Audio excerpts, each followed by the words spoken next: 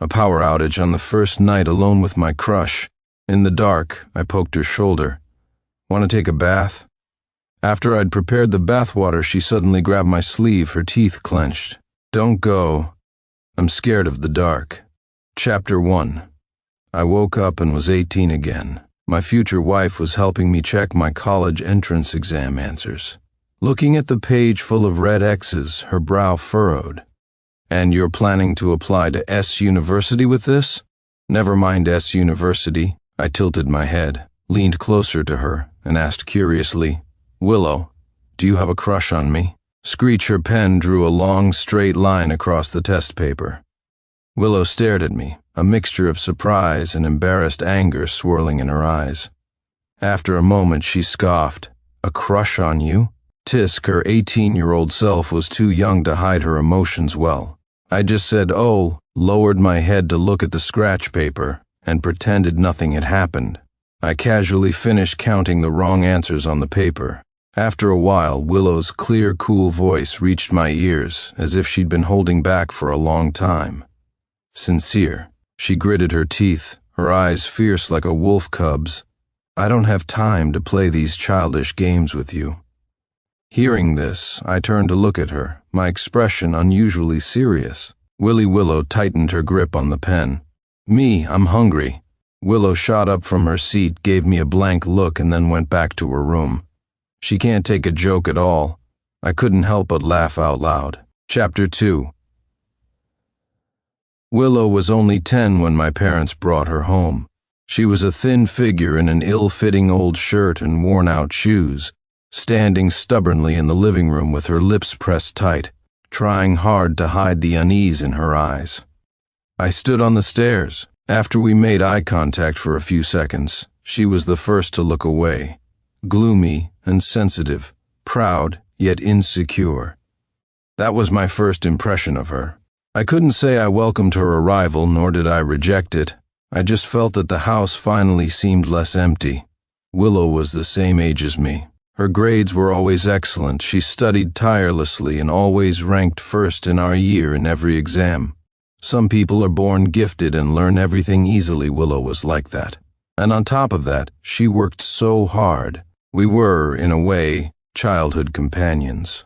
After we got married, she was busy with her career during the day, and I spent my time at the art gallery. At night, we shared a bed, intimately close. Thousands of days and nights passed like this. Except for the absence of love, our marriage could be called perfect. The 10th year of our contractual marriage, I accidentally discovered that she wasn't entirely devoid of affection for me.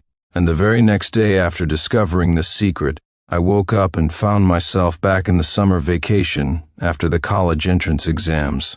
How should I put it? Looking at Willow sitting by the window with a small cake, her current self was still so young and tender, not yet the distant, inscrutable woman she would become more than a decade later. Cute. I wanted to tease her. I'm hungry. I walked over, pulled up a chair beside her, and lazily opened my mouth.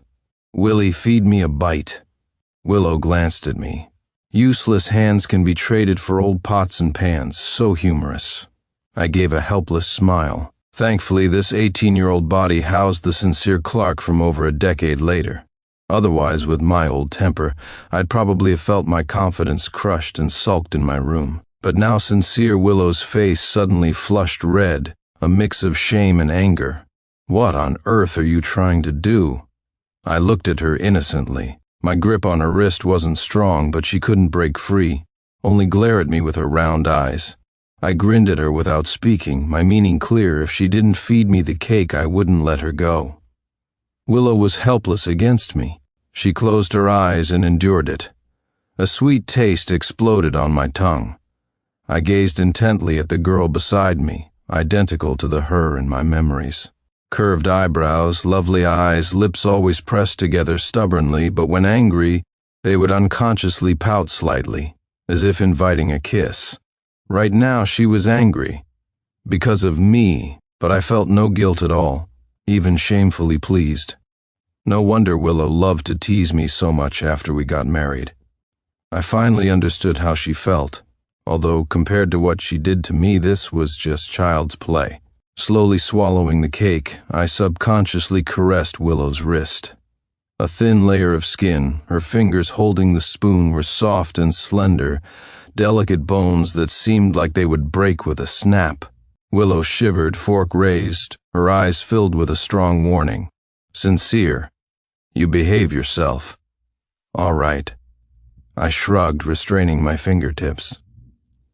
Willow took a deep breath. There was a smudge of cream at the corner of her mouth. So delicious. I wasn't talking about the cake. Seeing her so angry, I kindly reminded her, Willie, I used your fork. Isn't that an indirect kiss?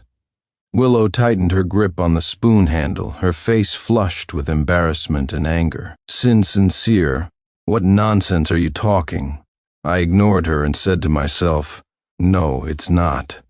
After many years of marriage, my skin was now as thick as a fortress wall. I leaned over, licked the cream from the corner of her mouth, and nodded in satisfaction. Now this is an indirect kiss. Willow's back stiffened.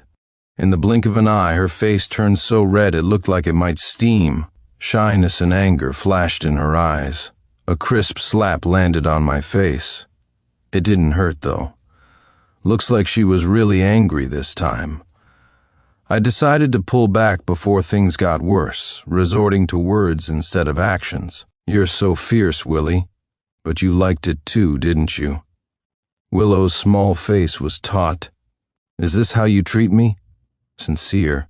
Her expression turned sour. I'm not your toy. Tisk, 18-year-old Willow really couldn't take a joke, but I just couldn't resist being mischievous. Of course you're not a toy. I wiped the smile from my eyes, my expression turning serious. You're clearly my fiancé. Excellent. I'd successfully angered Willow enough to make her run off. Watching her stumble awkwardly up the stairs, I nodded in satisfaction. From today on, my mission was eat, sleep, and tease Willow. Chapter 3. Actually, Willow didn't need to worry. My score wasn't as low as she expected. I could definitely get into S University. Even starting over, I didn't change my major. Previously, I thought she insisted on me going to S University to prove her worth to my parents. But now I suddenly understood. She just wanted to be with me.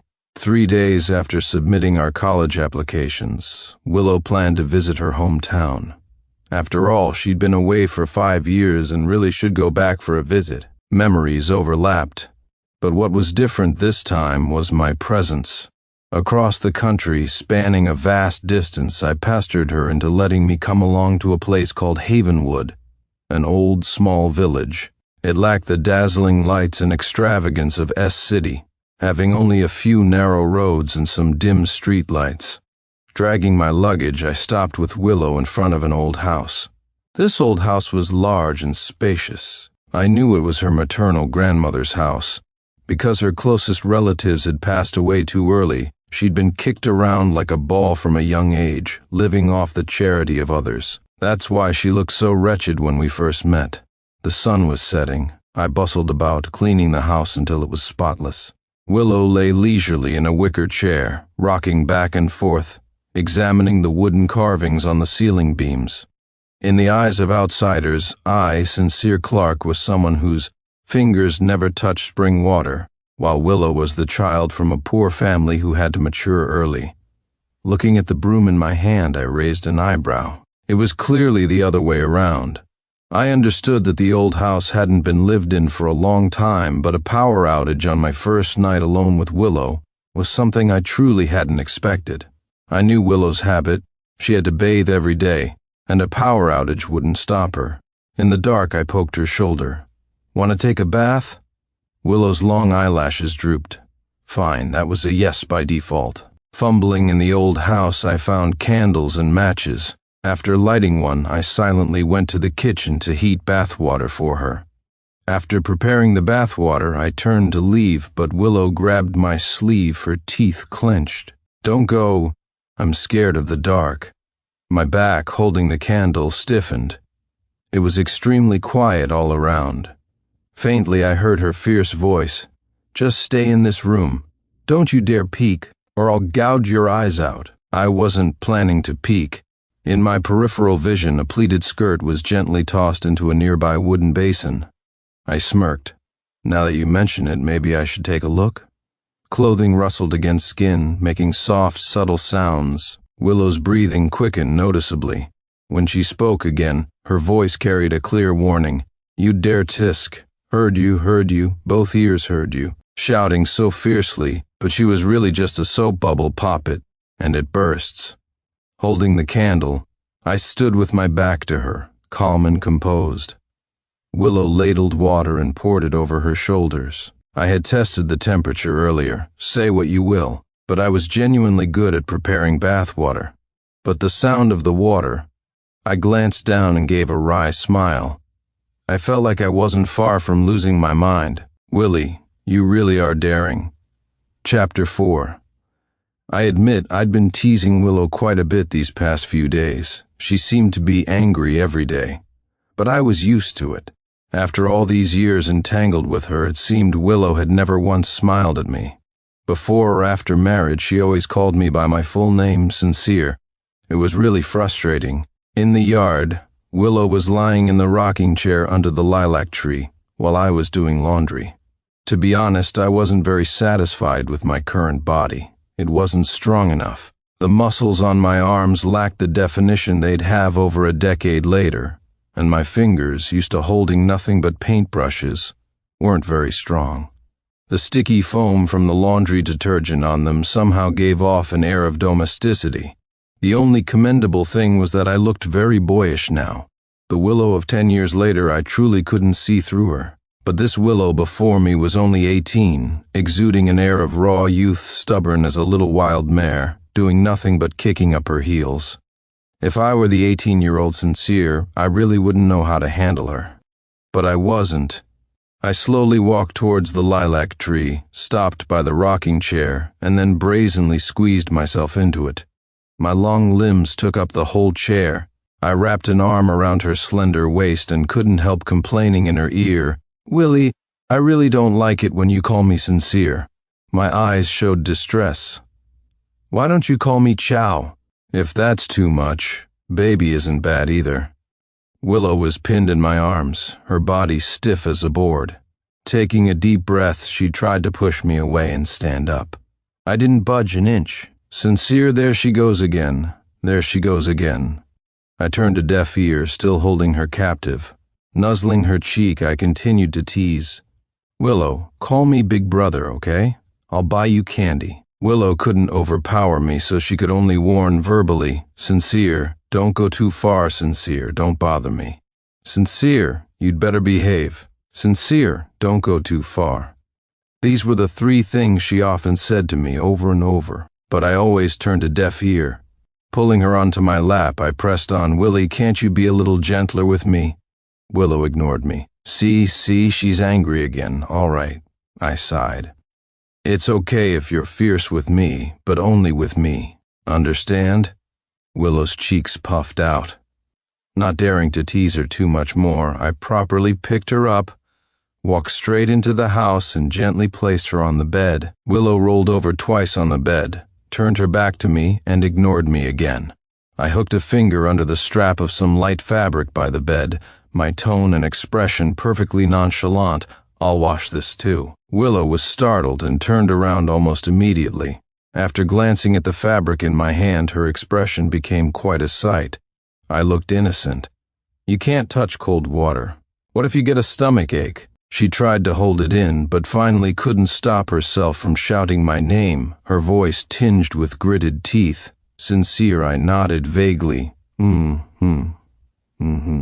Without stopping, but I didn't forget to reassure her. "Don't worry, I won't wash it with my things." I wrinkled my nose, my expression extremely serious. That hawthorn blossom scent is too strong." "You don't like it?" Sincere Willow sat bolt upright in shock, a blush creeping up her neck. She looked at me in disbelief. "Do you have any shame at all?" "Oh? Is she flustered and angry now?" I tilted my head, looking at the pale pink fabric in my hand. "Tomorrow I'll go to town and buy you some cotton ones." Chapter 5.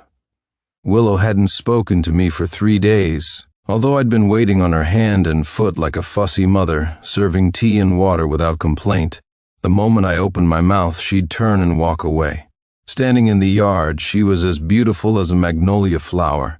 Having had so many deep exchanges with her, I certainly knew how domineering this magnolia flower could be. Thinking of this, I glanced down. Young people really do have strong vitality. Pushing aside distracting thoughts, I called out to her with a playful grin, "Willie." Willow turned and walked away. This time she walked straight out the main gate. I pouted, slowly walked to the door, and glanced outside. She was already gone. I wasn't worried, though. I turned and went to the neighboring yard. Peeking through the gate, sure enough, Willow was there. A little girl with 2 small braids was lying on a stool doing her homework. Willow had pulled up a small stool beside her, looking like she was about to explain the homework. In these few short days of ignoring me, she had already formed a deep friendship with the neighbor's little girl, Cheryl Miller. Cherie was very cute, and she loved to come over and play with Willow. Of course, always when I wasn't around. Since she had company and there was still laundry to do inside, I slowly turned back, letting Willow stay and play at Cherie's house. I didn't expect her to stay the whole afternoon. The sun had set and she still hadn't come home. I searched the entire town but found no trace of her. A bad feeling rose in my heart. With a grim face, I returned to the old house, planning to call the police with Grandma Peterson. Just as I got back, Willow walked in, light-footed, carrying water lilies and seed pods. The fear dissipated, followed by a wave of residual dread. I looked at Willow grimly, trying hard to control my emotions. This afternoon, where did you go? Chapter 6. Willow never told me where she went that afternoon. I learned the truth the next day from Cherie's grandmother, Grandma Peterson, exactly as I'd guessed. She was out having fun. The summer heat was intense, but Havenwood, being near water and with dense trees, was much cooler than S City. Cherie had mostly finished her homework. She had plans to go wading in the shallows and pick lotus pods with her friends that afternoon. Seeing Willow bored and alone, she kindly invited her along. Willow didn't want to be with me, and she hadn't waded in the shallows for many years, so she accepted the invitation without hesitation and happily went along. She spent the whole afternoon with the children. They overturned every stone in the shallows, caught a whole bucket of small crabs, and picked a boatload of lotus pods, playing so much they completely lost track of time. So when she returned home in the evening, my anger was what greeted her. I stood at the door, my face ashen, my eyes glaring as if I wanted to swallow her whole. Willow, she walked past me holding 2 lotus flowers, her skirt unintentionally brushing against my calf. She carefully placed the flowers in a water jug, her tone casual. "What is it?" My expression instantly darkened further, but my voice became calm. "Why did you run off without saying anything? Do you know I searched for you all afternoon?" Willow had her back to me. She gave a nonchalant "oh" and continued arranging the lotus leaves. I suddenly exploded with rage. Before she could put the lotus pods in the jug, I grabbed her wrist and dragged her into the room. Stumbling into the house a moment later, she fell onto the bed. Glancing at my face, her brow twitched and she unhesitatingly scrambled towards the corner of the bed. But I was faster. Reaching out, I grabbed her ankle and pulled her back, pinning both her slender wrists with one hand, my knee pressing against her legs. My voice was filled with fury. "Willow, do you know how high and deep the mountains are here? Do you know what happens if you get abducted by traffickers? Do you want to be chained in a basement or turned into a breeding machine?" She struggled, realizing she was completely pinned by me and couldn't escape. Then she got angry too. "Don't you worry about me," she said defiantly. "I've lived here much longer than you. It's not your place to lecture me." I was so angry I laughed. Nodding, I said repeatedly, "Fine. Willow, you're really something." My head was splitting. Blinded by fear and rage, before Willow could react, I roughly turned her over. Slap and then again and again. Willow had a hard life before, but she'd never been hit. This must have been the first time in her life she was struck. I never thought the one to hit her would be me. When she realized she couldn't break free, she clamped her mouth shut, stubbornly refusing to beg for mercy. Finally, when the pain became unbearable, she cried out my name, Sincere. It really hurts. Her voice was already laced with tears. I suddenly snapped back to my senses. Willie! The slapping stopped. My grip on her wrists loosened and she was free to move again. Willow closed her eyes. I stared blankly as she slowly reached a hand behind her, tremblingly touching her bottom. A sharp pain shot through her. Her tears dripped onto the bedsheets, each one hitting my heart. I looked at my hands. Boundless regret washed over me, almost drowning me. I was about to move closer, but Willow, furious and scared, stopped me. She pulled the blanket over herself and wouldn't look at me. Get out. I don't want to see you right now.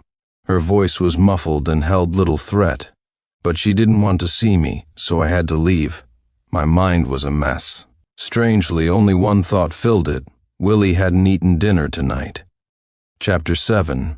When I woke up the next day, it was already bright daylight. I sniffed myself a faint smell of sweat, a scent Willow disliked. Wrinkling my nose in distaste, I grabbed my clothes and went to the simple bathroom. After a quick wash, I prepared Willow's bath water.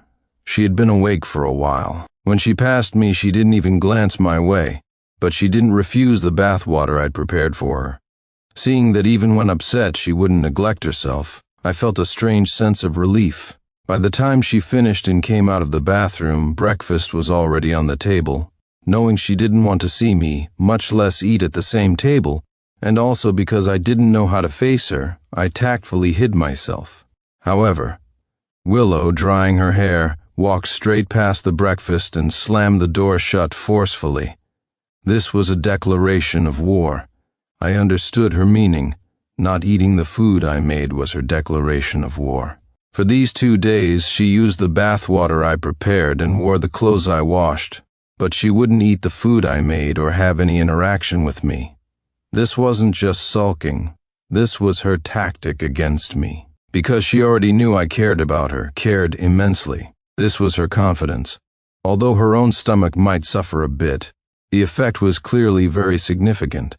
I couldn't sit still any longer. On the evening of the second day she refused to eat, I appeared before her. Willow. I held a bowl of porridge, suppressing my anger. Are you trying to starve yourself to death? She lay on the bed with her back to me, treating my words as if they were the wind. The room fell silent, only her calm breathing and my rapid breaths remaining. After a long while, my voice sounded in the room again. Willow. My voice was very soft. Starting over countless times, I would still fall for her tricks. You win, Willow. She turned over and lay flat on her back. A response, but not much of one. Seeing her attitude, I simply gave up struggling and asked in resignation, Willow, what on earth do you want? Willow's expression was calm. Will you give me whatever I want? After a moment of silence, I nodded firmly. Yes, whatever you want, I'll give it to you. Willow turned over, propped herself up on the edge of the bed, her tone fierce. Apologize to me. I'm sorry. She seemed barely satisfied. Her shoulders slumped instantly, her voice weak. Hurry up and feed me. I'm so hungry I don't even have the strength to hold the bowl. This was completely different from the scene I had imagined. I originally thought she would string me along a bit longer, make some demands, but she was simply too hungry to maintain her aloof demeanor. Well, you can't argue with an empty stomach. She'd been hungry for 2 whole days. This was her limit. My lips tightened.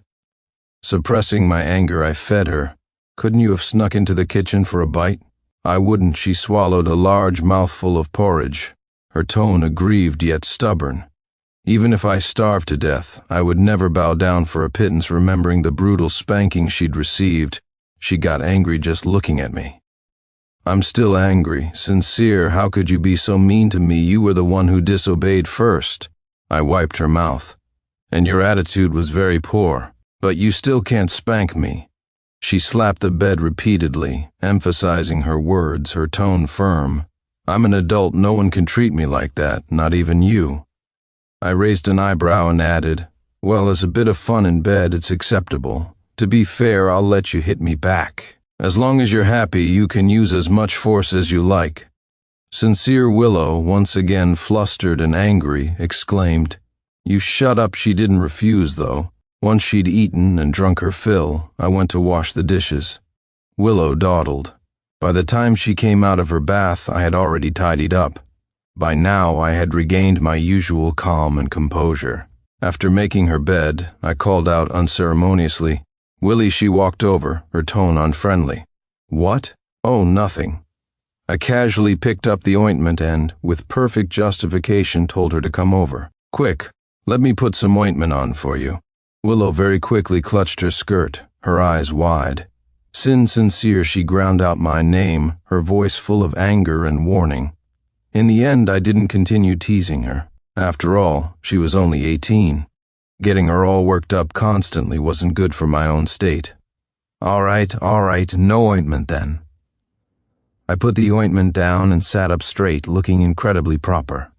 "Come here, let me dry your hair." Willow lowered her hands and walked towards me, though her expression was still a bit wary. "Sincere." She took the hairdryer, walked over to me, and whispered as she plugged it in.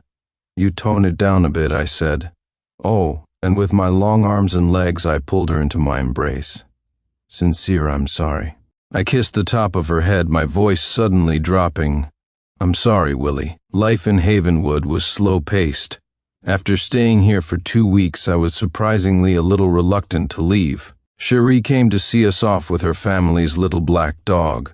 The little girl's eyes were red. She was clearly very sad. Outside the car window, she waved her small hand vigorously. "Big sis Willow, Cherie will miss you so much." The car started moving. Willow seemed a bit sad. She turned to look at me, then lowered her head again. I quickly comforted her. "We'll come back again when we get the chance, just like when we arrived." Crossing a vast stretch of the country, Willow and I returned to S City. The day after we landed, my parents also came back. The last time I saw them was during the New Year.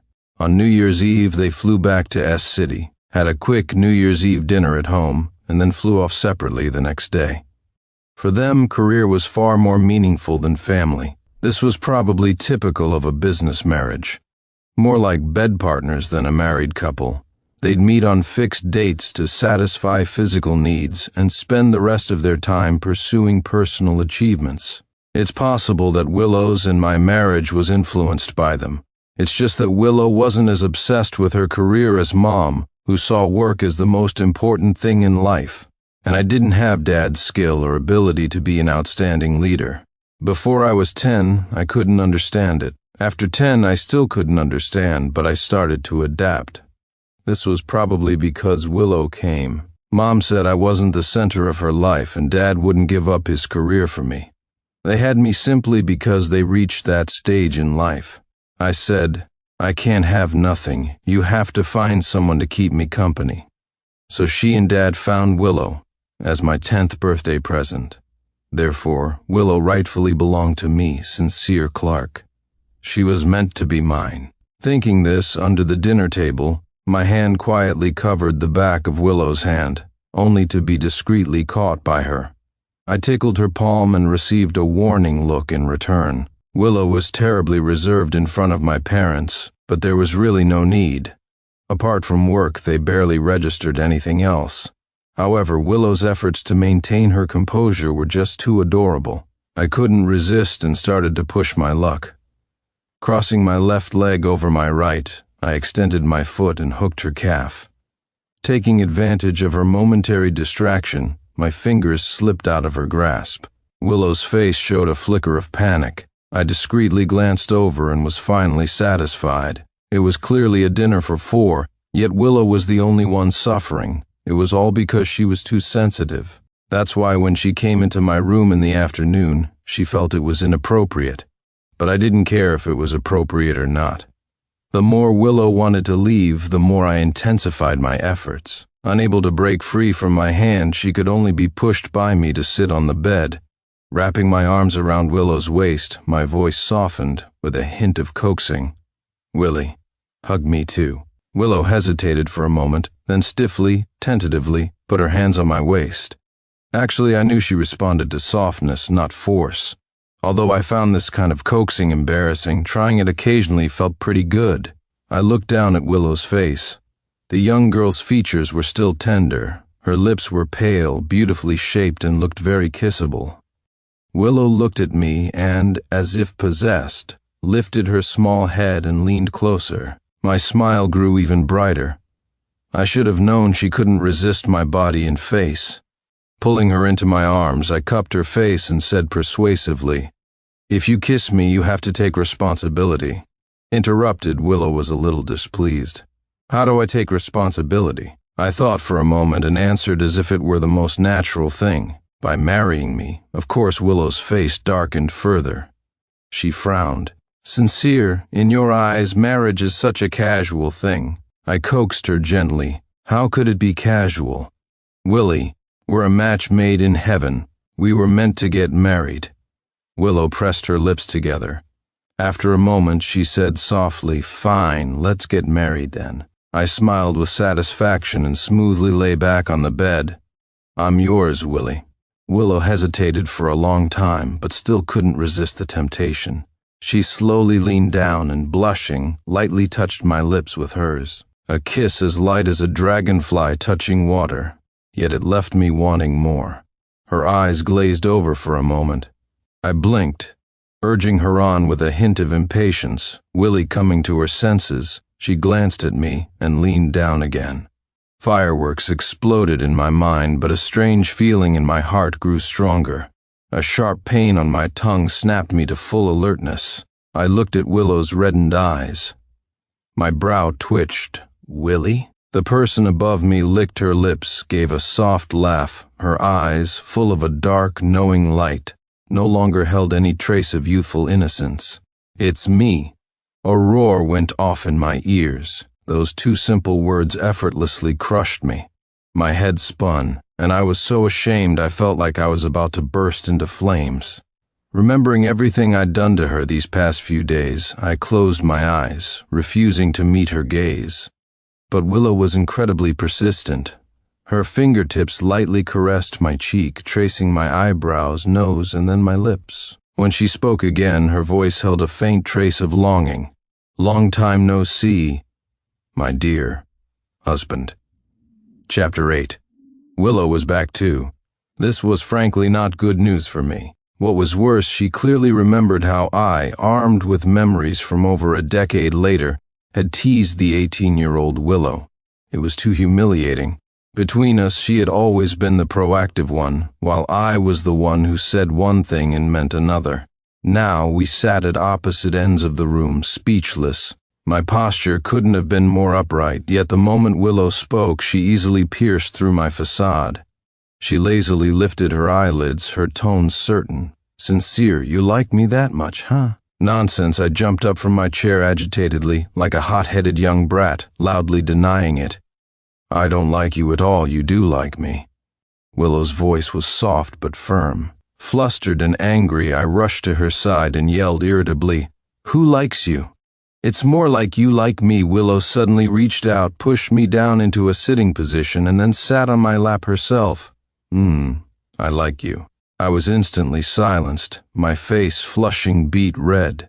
This Willow was really infuriating. A single sentence from her could make me feel completely flustered. This was the first time she had ever said "I like you" to me directly. I couldn't remain indifferent. Suddenly, I felt incredibly wronged. I covered my eyes, my nose tingling. "Why are you only telling me now, Willow? Why didn't you say it sooner?" "Because I felt inferior, sincere." Willow rested her chin on my chest, her voice very soft. "You grew up in the city while I came from the mountains. There was such a huge gap between us. How could I dare to say I liked you? But I just like you." My voice trembled pathetically, a tide of grievance surging in my heart. "Don't I have the right to like you?" "I'm sorry." Willow's voice was uncharacteristically gentle. She removed my hands from my eyes and softly wiped my tears. "I just couldn't imagine that Chow would like me. Chow, I regret it so much. The 18-year-old Willow wasn't brave enough. She didn't dare tell you she liked you so much she didn't know what to do. She was too stubborn, and I was too proud. When we were young, neither of us was willing to be the first to say I like you. I just assumed she didn't love me, so I resolved not to love her either. But a deep-seated possessiveness constantly urged me on. She was my Willow. She could only belong to me, so with the thought of, if I can't have her heart, I'll at least have her person, I forced Willow to get a marriage certificate with me before we even graduated from university. And then we spent 10 years in a silent standoff. We deliberately pretended not to like each other, deliberately called each other bed partners, and spent every entangled night that way, until the 10th year of our marriage. Late one night, I was driving from the south side of the city back to the north side. In a heavy rain, an out-of-control truck violently crashed into the front of my car. That day was our wedding anniversary. It was also Willow's birthday. On the passenger seat was a custom-made birthday cake, and the trunk was filled with roses I'd carefully selected.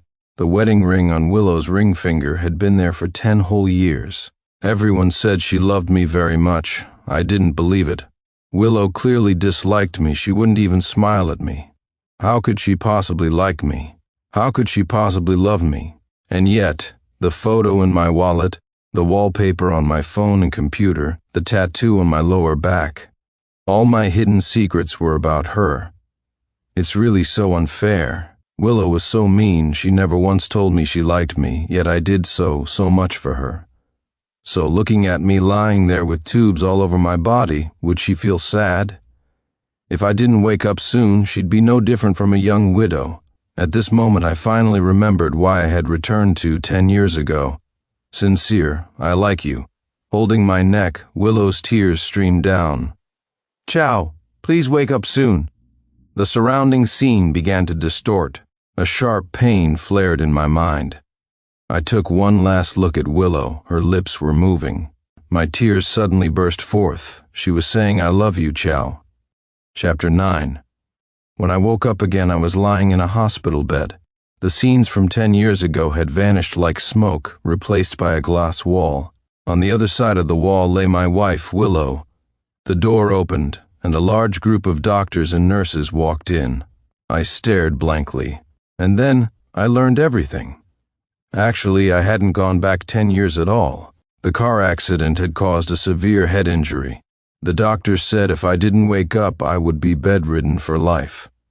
Willow was incredibly grateful that medical science had advanced so rapidly in the past decade.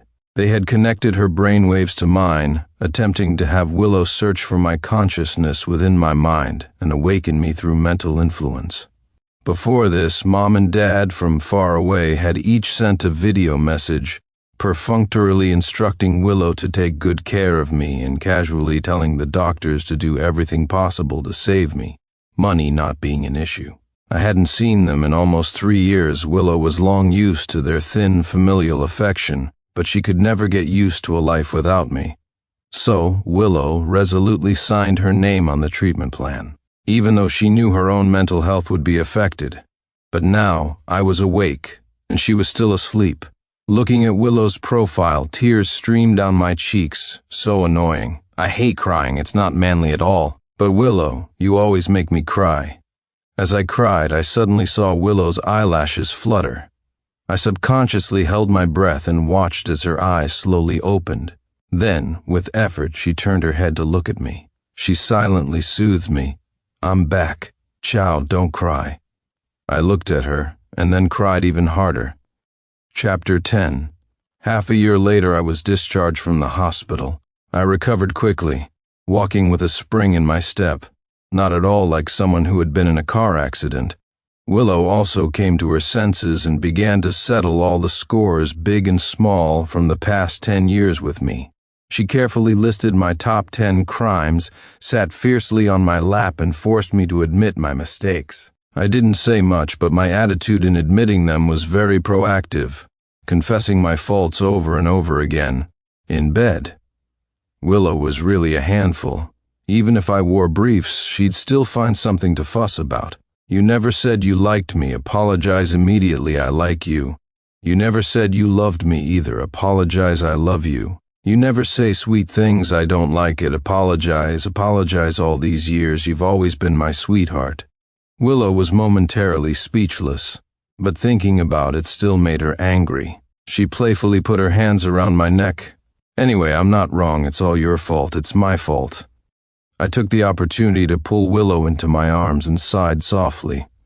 It's all my fault. Childish, proud, stubborn, a ton of bad habits. Willie, thank you for still being willing to like someone as flawed as me. Willow was silent for a long time. Yeah, you really are quite the rascal. She looked up at me, a smile flashing in her eyes. But this rascal of a you, I've loved you for 20 years.